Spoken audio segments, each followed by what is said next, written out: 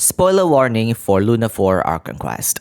So I created a video ranting about Columbina's strange birth logic, and until today, I still stand with what I said. That video is supposed to be a part of this video as well, but I have to separate it because look at the duration it got. Regardless, I think the video serves its purpose, and today, I want to talk about the rest of the things that bothered my mind ever since the quest was out. Is Dottore still alive? What will happen to Teyvat now that the real frost moon is in the sky? And what about the heavenly principles of true identity? All these are still unanswered questions, and this concludes that Not Cry is not yet over. Curious? In any case, in today's video, we'll do a short recap of the Archon quest and we can start theorizing from there. As always, don't forget to give this video a like and comment so the channel can be noticed by the algorithm. My name is Glitchxcity and I make lore and commentary videos on this channel to keep you company. Luna 4 is finally here, with Columbina finally entering the playable roster. She is a strong hydro character that enhances lunar reaction teams, and she herself enables all lunar reactions. She is a great asset to your account, and if you need extra promo gems for her, then allow me to introduce you to Loot Bar. Loot Bar is a reliable site for a fast, secure, and super reliable top-up experience for your Genesis Crystal. Additionally, they provide 25% discounts compared to normal prices in-game and supports consoles as well. Loot Bar provides a special discount each update and also a guaranteed bundle, so be sure to check it out. Once you start your top-up, they will only ask for your UID, nothing else, so your privacy is guaranteed and your items will arrive to your accounts in less than 2 minutes. If you like Miliastra Wonderland, you can also top up Kernel Nexus in Loot Bar the same way as you do it with Genesis Crystals. Over 30,000 Trustpilot reviews are showing their satisfaction after using Loot Bar, and if you have any problem with your transaction, their customer service is always available if you need assistance. Other than Genshin Impact, Loot Bar is also available for other games as well, including the newly added Arcanine Zenfield. Click the link in the description below and register to get an additional 10% coupon that can be combined with all other discounts. Now let's continue with the content. The Traveler and Paimon visited the Curatorium of Secrets to plan on how to save Columbina. They then learned that Dottore has been conducting a secret project by himself in a lab that is far from the Kuvaki Experimental Design Bureau, without the Fatui's knowledge. The gang infiltrates the lab and the Traveler gets nabbed, making Paimon understandably devastated in the process. While everyone tries to save the Traveler, we got two POV from the Traveler himself and Columbina. The Traveler got transported into a mysterious domain controlled by Dottore, where he tries to make the Traveler join his side because he is at the center. He even pointed out how the Traveler has been working with 5 out of 11 of the Fatui Harbingers, and 6 if you count Wanderer, which is insane to think about, because the Traveler has been working with one of Genshin's antagonistic entities so far, but hey, it is what it is. I find this scene very funny because Dottore said everyone gets one chance to obey him, like how he let Arlecchino and Sandrine scram from his facility, but he gave the Traveler way too many chances for him to join his side and even go as far as, I'll give you more than what Columbina can give you, please join me. Like dude, he already say no, stop, you're too desperate at this point. In any case, Wanderer saved the Traveler and he is good to go. Now with Columbina's aside, she got transported into the moon's reflection as we already learned in Luna 3's Archon quest.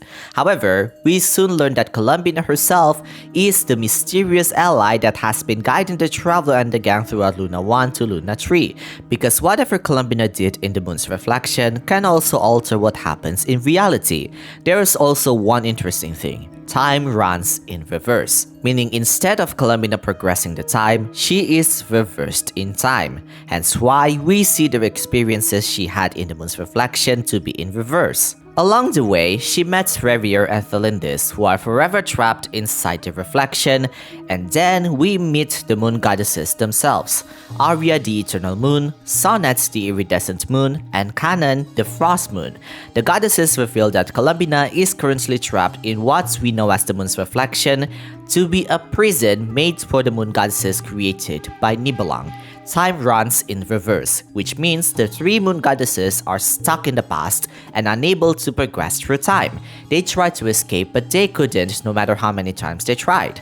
They also revealed that Kuvaki doesn't exist during their reign and is actually Columbina's power alone. The goddesses decide to help Columbina by giving their authorities to her, and now Columbina is the one and only moon goddess of Teyvat with the authority of the 3 moon goddesses. The moon goddesses are now mere mortals, and because the prison is there to imprison the authorities instead of the mortal body, Columbina was able to return them to the real world. In the meantime, Columbina turns her body into moonlight to protect Notcry, and that moonlight is now known as Kuvaki in the present. Columbina's body died in the prison. Her soul was able to return to the present because the Luon Notar became an anchor for her to return, and finally, she is able to return to the future using the real Frost Moon where she hid the Trilunar Authority in. Kuvaki, Luon Notar, and the Frost Moon reunite, and Columbina is reborn. Again, I'll explain more about this in a bit.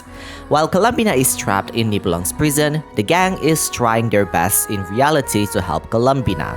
Sandrine used Renee's world formula to bring Columbina back, Nefer used Thought's power to locate Columbina's location, and all they need to do now is buy time until Sandrine's formula is finished and bring down the moon to inside the false sky as much as possible, which is what they did during the Dottore's battle.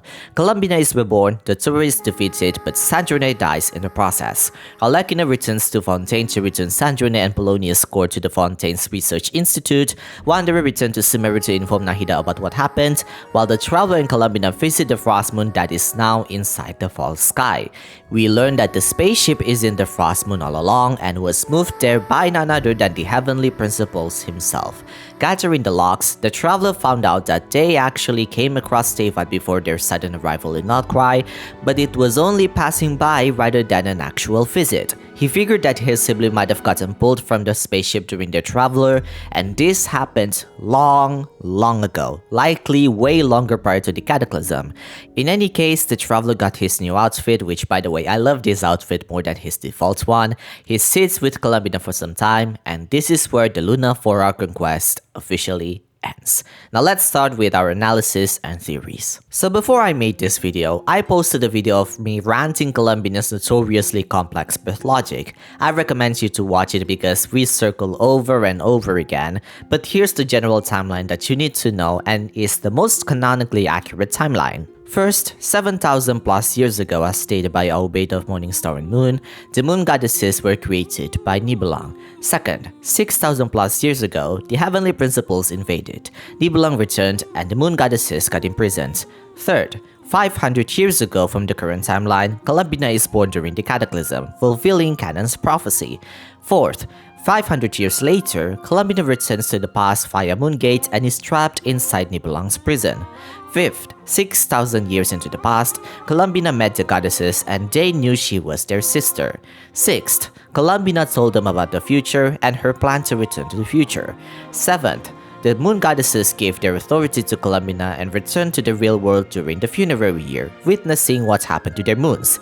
8. Arya died, Sonnet fused with the Abyss, while Canon survived for some time to serve the Frostmoon Scions, and eventually perished, leaving them a prophecy that Columbina will be born in her stead. During this time, the moon goddesses died, but their wish to protect Teyvat still lingered. Their only link right now is the Frostmoon's power that was severed by the false sky. Ninth, back to point 3. And finally, after point 328 loop, Columbina's authority, soul and body reunite and rebirth during our confrontation with Dottore. The Frost Moon is now inside Teyvat's false sky, thus sustaining Columbina's power without worrying of its being cut off or severed. The funny thing you might find is, when did it all start and how does this paradox even make sense? But to put it simply, Columbina's first character story basically say that she was born with the amniotic water, which could heavily imply the primordial water. How it even got there is very unclear, but it is worth noting that there are 4 major things that happened when Columbina was born. Firstly, the timing, which was during the Cataclysm. Secondly, the Fertile Crest Tree, which according to the hymns of the Far North, should never have appeared in that book because it only existed 500 years ago. Third, the Primordial Sea, which just so happens to be in Hisi Island. Finally, Ayla, the first moon chanter of the Frostmoon Scions, witnessed Columbina's birth and was guided by Vernova to kill the last archpriestess of Frostmoon Scions by the name of Lovia. Again, you can watch my previous video if you want to learn more because the bootstrap paradox about this topic is fun to explore. Like all of you, I believe that the Dottore is not yet dead. The glitch at the end should be the most obvious answer as to why that's the case. Side note, before we get into the theory, there's a Reddit post saying that there's a Morse code above the ending screen saying "you did not stop me."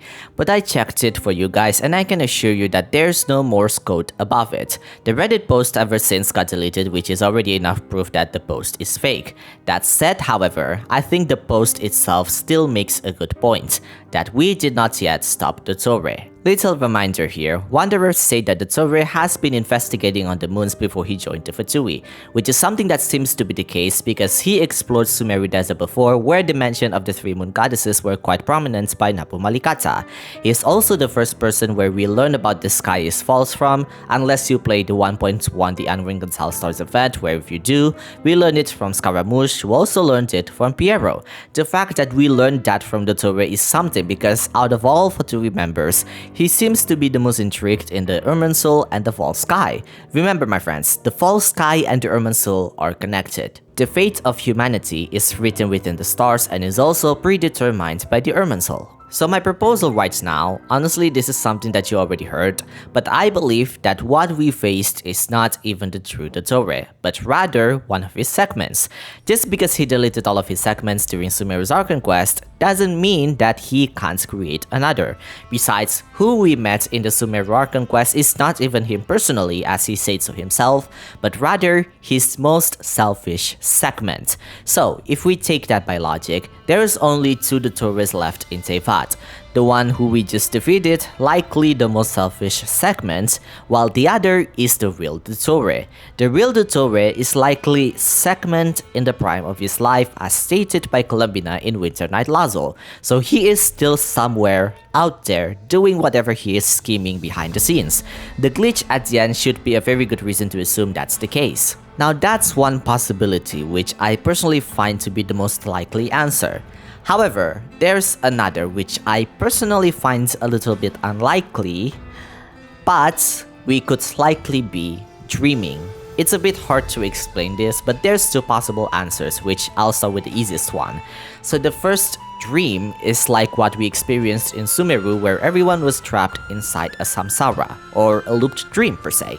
This experiment was done by Dottore in order to make Scaramouche as the new god of Sumeru, and the academia was on board with this plan. It was by using the Akasha system, and every time the dream ends, everyone returns to a certain checkpoint and the dream loop once again.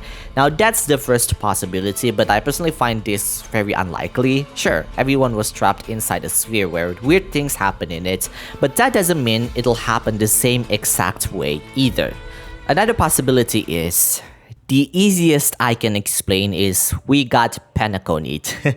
If you play Honkai Star Rail, the Penacony chapter ends with a false ending. Everyone defeated Sunday and lived happily ever after, but Black Swan revealed to everyone that we were still dreaming and was planted with a false ending by Sunday. There's even more twist that we got missing memories by Dahlia in the recent chapter, where the real events of what happened in Penacony was deleted by Dahlia as per her agreement with the Stellaran Hunters. This could be the same case with what happened with us, where everyone is trapped within the Dottore's experiment, and because he is already a god that can control life, death, time, space, and reason, he can control everyone's memories and their sense of time. But regardless, the point is that we are stuck in a false reality created by Dottore. The glitch at the end could possibly be him warning us and we are just playing inside one of his domes. Of course, that is just a possibility, and I personally don't really buy the idea that we are stuck in a dream. That being said, however, I do have a third possibility, and that is he is currently tampering with the Irminsul. At the end of Winter Night Lazo, we are revealed that Dottore is burning the Irminsul tree. This in itself is bad for so many reasons. Irminsul is Teyvat's database, so if it's burnt down, everyone living in Teyvat will also be burnt within it. The Tsaritsa's goal is to burn the old world, and to do that, she needs the power of the moon goddesses. Columbina did what the Tsaritsa asked and is the reason why she was able to leave the Fatui. Freedom comes at a heavy price, but it doesn't seem that's the case with Dottore. If anything, the Tsaritsa allows everyone to just kill him if things go south, and 3 of the Harbingers are her strongest asset. So far, Capitano is lay dormant, but whether he is dead or not, technically, He is not. His body is still alive as an empty husk while his soul is merged with your Hualtechutin.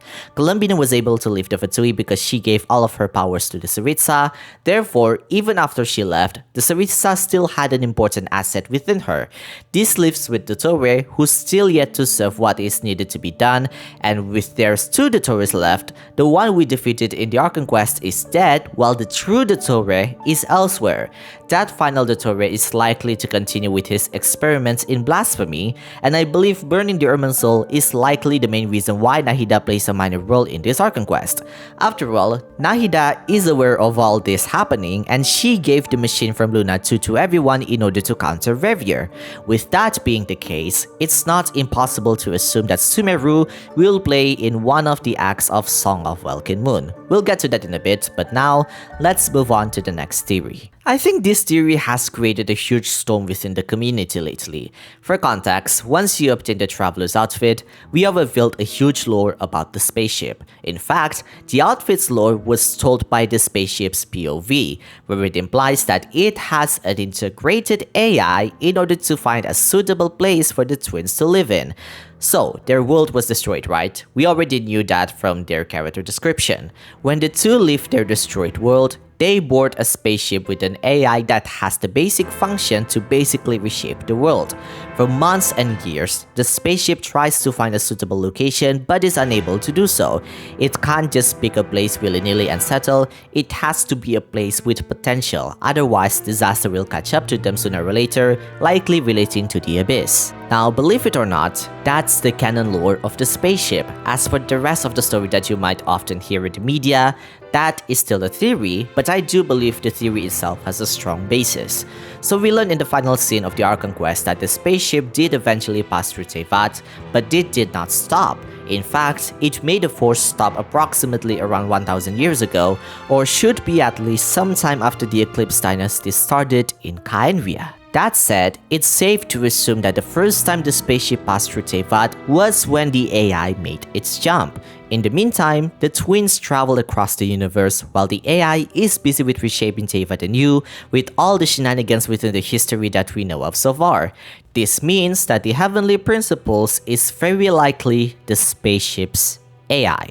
Frankly, I have had this suspicion for a very long time now. Heck, I had this suspicion ever since Natlan because the way the Heavenly Principles act in the game so far felt so robotic, if that makes sense.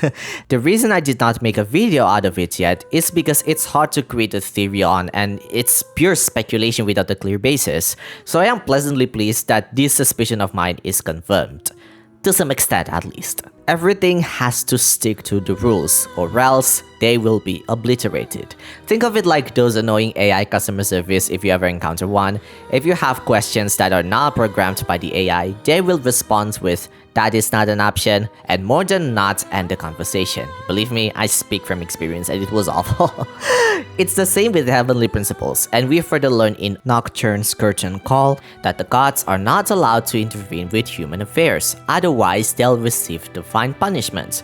Renova is one such example because if you think about it, Renova's actions were not wrong. Yes, what Renova did to rebuild Natlan's ley lines was from the contaminated Erminsel branches, but it's not like things get any better whether the Night Kingdom was created or not. The Abyss will invade anyway, it's just bound to happen. But regardless, the AI's description fits the Heavenly Principles really well. Not only their behavior is extremely robotic, but also their ability to reshape the world. I think one thing that really sells it out is how Teyvat has in Teyvat flowers, which according to our sibling, only exist in their world and nowhere else. So, it is safe to assume that the Heavenly Principles is the AI of our spaceship. Right? Well, I don't know about that because personally, I find this answer a little bit too straightforward. If you read the past lore from Before Sun and Moon and Finale of the Deep Galleries, you might remember that the False Sky was created using the Heavenly Principles' eggshells. It is possible to think that the AI eventually dipped itself into Teyvat with a pot or something and created the angels to create the False Sky with that pot, but even then, I find this a little bit unlikely. That said, however, I think they do have a strong connection towards one and the other. More specifically, a theory I made a few months ago about Paimon and her connection with Asmodee. So if you watched that video, the context behind it is me trying to create a new theory about Paimon's true identity on my God's Limits trailer. I state that Paimon is likely Asmodee's emissary, but even then, I still don't fully buy it either. So, I try to not think of it as in theory or lore-wise, but storytelling-wise, because logically speaking, Paimon should be the last person that we'll ever see in Teyvat or at the end of her journey after everything is settled. Besides, for her to not have a clear identity on who she even is so strange, don't you think? Like I said, Paimon's existence is an enigma, and for her to be this stupid and this smart at the same time could only mean that she is that AI all along. Or what I state in that video, she is likely the Game Master. Okay, that might be a little bit too out of control when it comes to the naming, so let's assume she is the true primordial being. After Nibelung, that is. Think of it, alright? Everything about this game has the same triquetra symbol that she has. Not only that, the mail system is called Paimon, which could even be referring to her as the person who wanted to accommodate us as the traveler who arrived in this world that she prepared for us. The Heavenly Principles could even be one of her creations, because even Paimon dislikes the Heavenly Principles as stated in Caribert Archon Quest. I'm not even kidding, she even dared to challenge the Heavenly Principles herself. Renova did not even notice her appearance at Otkanatlan, which logically, if Paimon is the Heavenly Principles, she would take notice of that. Even Dottore, who is now a shade, did not take Paimon as the Heavenly Principles when she tested Durin, but to be fair, it is a recorded voice, so who am I to judge? I believe the spaceship being hidden at the Frost Moon is interesting because in my last video, I state that the Lunar Palace within the Frost Moon is likely being imprisoned within Nibelung's prison as well. Until now, there really isn't much reason why the Heavenly Principles even flung it outside of Teyvat other than the Lunar Palace still exists, so throwing it away is the most logical answer right now. But at the same time, I feel like there has to be another reason because they eventually throw the spaceship there. The spaceship can't be opened no matter what until the traveler that is able to open it, that is because of their key. Regardless, I don't really have anything to say about the spaceship right now because the information about it is still very vague. Now, of course, that's just how I see it. Personally, I don't see Paimon as the Heavenly Principles, but likely the one who created the Heavenly Principles, or at least a separate entity from the initial AI. It's the same like the 11th sovereign ruler of Natslan and Innafa, where they separate their soul, but Innafa is not the 11th ruler either. Whether this theory is true or not, just take it with a huge grain of salt because theory is still a theory. Now that's not Christ's Archon Quest. Well, at least the not quite portion of it is finally finished. Our next journey will take us somewhere else from the pre-existing nations. The Song of Welcome Moon, however, will continue, meaning everything that is related to the moon is not yet over. Dottore is not yet dead, the Frost Moon and the Lunar Palace, and so much more. So with that, we have 4 candidates on which places we can visit, with 2 already confirmed by the lore and special program, while the other 2 is still a speculation. The first 2 are Mondstadt and Natlan, while the other 2 are Fontaine and Sumeru.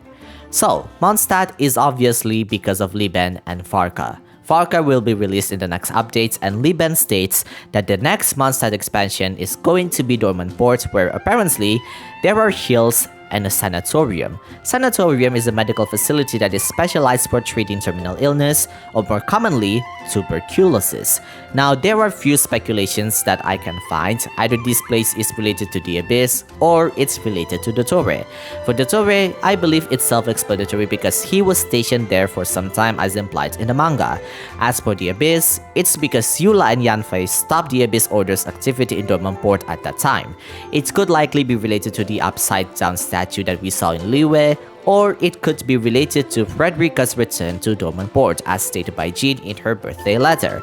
For context, Frederica, Jean and Barbara's mother, was sent back to Dormant Port in order to strengthen its defenses. It's unclear what that meant, but because she didn't help the Knights of Avonius during the paralogism disaster, it's possible that this order is a lot more serious than what we're facing at that time. Regardless, I think this will be related to the Abyss and also the Dandelion Sea, which is a mythical place in Mondstadt stories. Another thing that we can learn is Razor, Farca, Boreas, and their connection with the first angel, Koitar. If you haven't finished Lake Amsfartnir's world quest, which I highly recommend you to do by the way, it is revealed that the angel in Ethelite's Spindelute and A Drunkard's Tale is none other than Koitar herself. She was the one who gave Boreas his name and power, and apparently the Knights of Avonius expedition were stationed there in order to find the connections between Boreas and that place. So, we might learn more about her and likely Seudachroinen in Dorman Port as well. Next is Natlan, which I find this to also be self-explanatory because of two things: Marijivari and the Gnosis. Marijivari is likely related to the moon, as the name Bakunawa derives from a moon devourer in Philippines mythology. Remember, the Pyrognosis is still within Mavuika's possession, and in order for the Saritsa's plan to be pursued, she needs all 7 Gnosis to do so. So of course, returning to Natlan will be inevitable, and as we go, we might visit Marijivari as well. Now this is a very cope theory, but I still believe that the ignition teaser happened after everything that we experienced at the current moment. In other words, the ignition teaser happened in the future, not in the past or present. After all, Capitana's position as the first rank of the Fatui Harbinger remained intact, so it's good to assume that he will return eventually, and man, I hope he will, because they can't just get rid of this gentleman just like that. In my view, if no Harbingers are going to get the Pyrognosis, then Capitano will.